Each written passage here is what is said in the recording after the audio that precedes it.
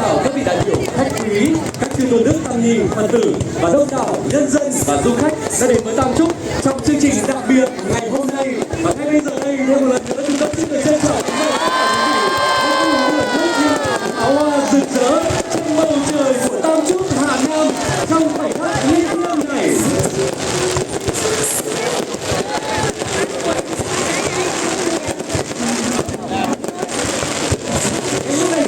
Xin được trân trọng kính mời lên sân khấu các đồng chí lãnh đạo, các đại biểu, khách quý cùng các nghệ sĩ đã tham gia trong chương trình ngày hôm nay để cùng ghi lại những khoảnh khắc đáng nhớ trong sự kiện đặc biệt này. Xin được trân trọng kính mời.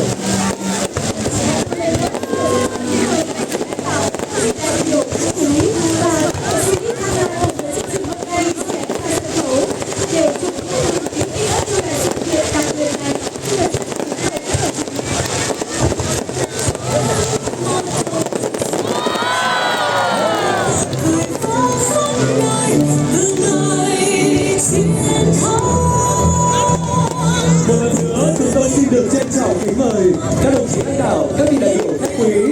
hãy cùng trở về sân khấu và xin được mời các nghệ sĩ tham gia chương trình ngày hôm nay cũng sẽ trở về sân khấu để chụp hình lưu niệm ghi lại những khoảnh khắc đáng nhớ trong sự kiện đặc biệt này tại Tam Chúc Hà Nam. Xin được trân trọng kính mời.